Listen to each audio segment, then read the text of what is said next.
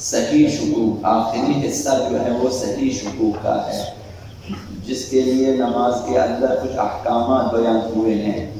یہ جو ہے بعض فقہاء کے نزدیک 9 موارد ہیں، حضرت ایت اللہ سیستانی کے نزدیک 11 موارد ہیں، صحیح شکوک کے 11 موارد ہیں۔ ان کے لیے احکام بیان ہوئے ہیں، اگر یہ شک ہو تو اس طرح سے عمل کریں۔ تو 11 صورتوں میں اگر 4 رکعتی نمازوں کی رکعتوں میں شک کرے تو 2 رکعتی نماز اس سے خارج ہے، 3 رکعتی نماز خارج ہے، یعنی نماز فجر اس میں شامل نہیں ہے، 2 رکعتی ہے، نماز مغرب شامل نہیں ہے، 3 رکعتی ہے، وہ شامل نہیں ہے۔ صحیح شکوک ہمیشہ 4 رکعتی نمازوں کے سلسلے میں ہے، اور وہ بھی تعداد رکعات میں شک ہو۔ وہاں پہ نماز گزار کو کیا کرنا چاہیے؟ جیسے ہی شک و لاحق ہو جائے اور آپ کو پتا چلے کہ مجھے شک ہو چکا ہے، وہیں پر رک جانا ہے، نماز کو جاری نہیں رکھنا ہے، رک جانا ہے اور غور و فکر کرنا ہے، تھوڑی دیر رک کر سوچنا ہے تاکہ ایک طرف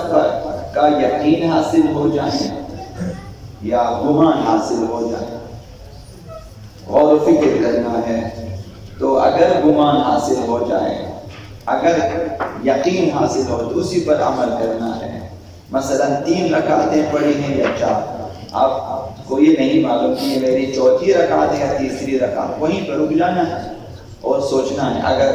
گمان حاصل ہو جائے، یقین حاصل ہو جائے کہ یہ میری تیسری رکعت ہے تو اسی پر عمل کرنا ہے، ایک اور رکعت پڑھیں گے نماز ختم ہے۔ اگر آپ کو یقین یا گمان حاصل کی 4تھی رکعت ہے، اسی پر نماز کو ختم کرنا ہے۔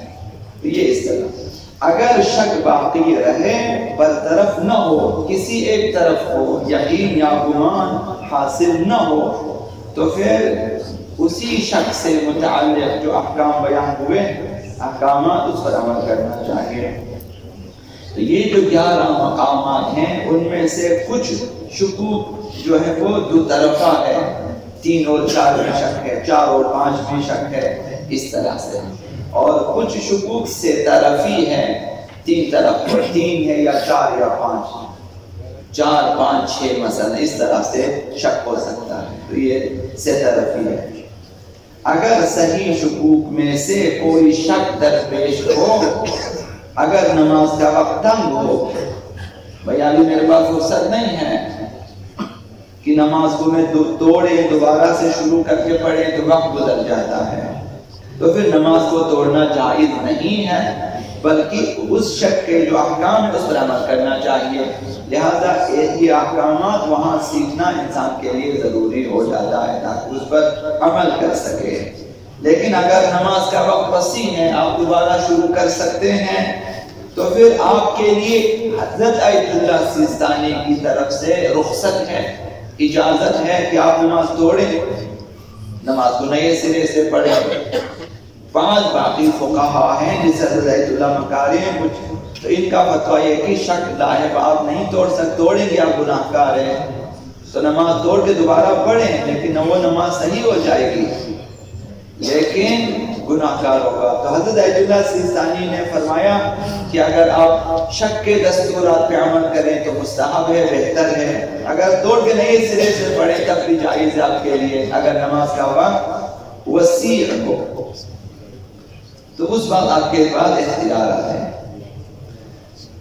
تو نماز کی جو اہمیت ہے اس کے پیش نظر نماز کی چند خصوصیات ہم آپ کی خدمت میں عرض کریں گے ایک ایک کر کے، تاکہ شاید خداوند تعالی ہمیں توفیق دے کہ ہم توجہ کریں اپنی نماز کی طرف۔ ہم میں سے 90% افراد ہماری طرح 90% افراد اپنی نمازوں سے غافل ہیں، غفلت کے شکار ہیں۔ ہم نماز پڑھ رہے ہیں لیکن غافل ہیں۔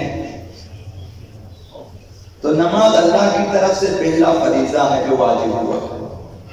تمام احکام شرعیہ میں پہلا واجب ہے، خدا متعالی نے انسانوں پہ واجب کیا ہے،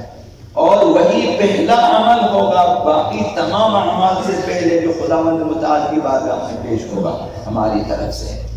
تو یہ جو پہلا ہدیہ آپ کی طرف سے ہے، یہ جو پہلی اطاعت فرمان برداری آپ کی طرف سے خدا کی بارگاہ میں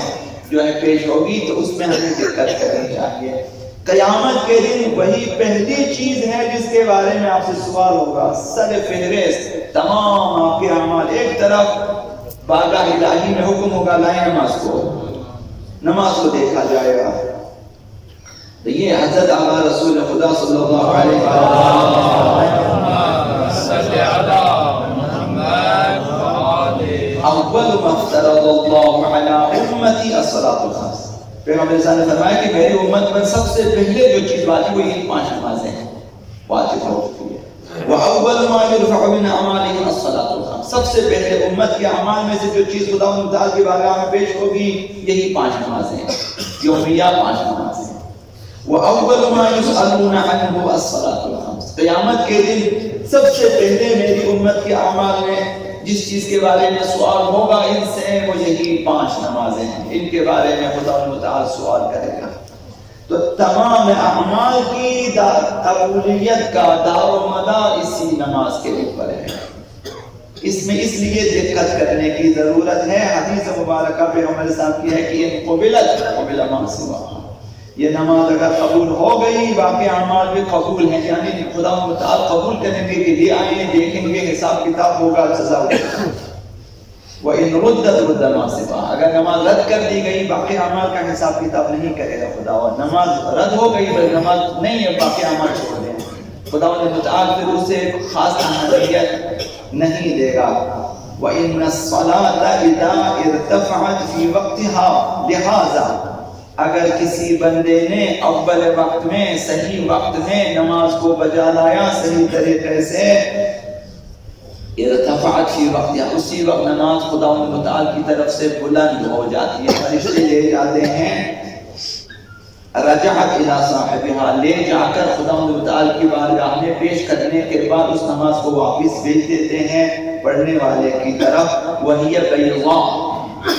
اس کے نام اعمال میں سب کیا جاتا ہے، جبکہ وہ نماز روشن ہے،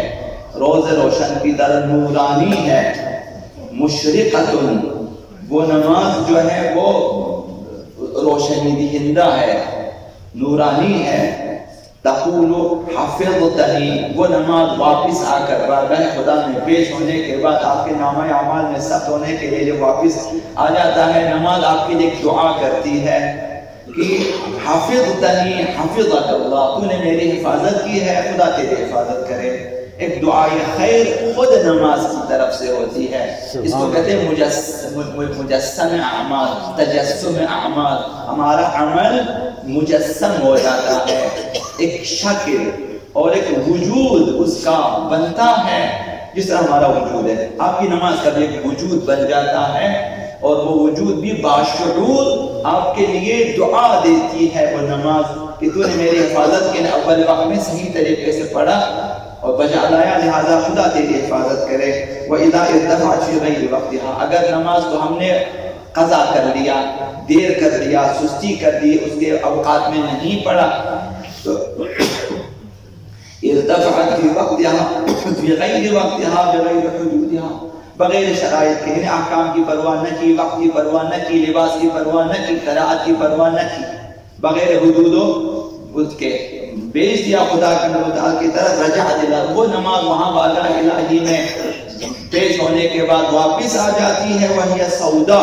جبکہ وہ سیاہ رو نماز ہوتی ہے، اس کا چہرہ سیاہ ہے، نورانی نہیں ہے، تاریک نماز ہے،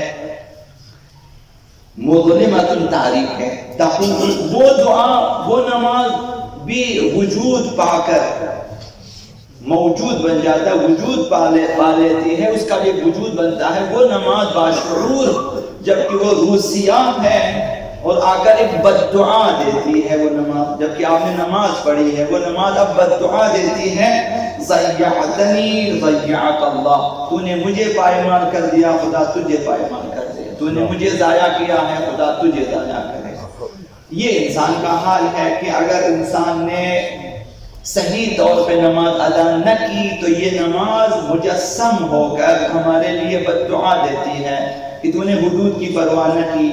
یعنی وضو صحیح نہیں ہے، وقت صحیح نہیں ہے، لباس صحیح نہیں ہے، قراءت صحیح نہیں ہے، رکوع و سجود و اذکار مثلا صحیح نہیں ہے، یا توجہ ہم نے نہیں کی ہے مثلا، اس طرح نماز کے حدود کو پائمال کیا، نماز ہمارے لیے بددعا دے گی۔ اس لیے ضروری ہے کہ ہم وقت تمام عمر اپنی نماز میں دقت کرتے رہیں، وضو صحیح ہے کہ نہیں ہے، میری اذان صحیح ہے یا نہیں، میرے اقامہ صحیح ہے کہ نہیں ہے، میرے لباس درست ہے یا نہیں ہے شریعت کے مطابق، اذکار صحیح ہے کہ نہیں، یہ تمام عمر یہ سلسلہ رہنا چاہیے تا ان کی موت کے وقت انشاءاللہ چند نمازیں ہماری درست اور صحیح خدا متعال کی بارگاہ میں پیش ہو جائیں، وہی درست نمازیں ہماری سعادت کی اور کامیابی کی ضمانت بن جائے گی۔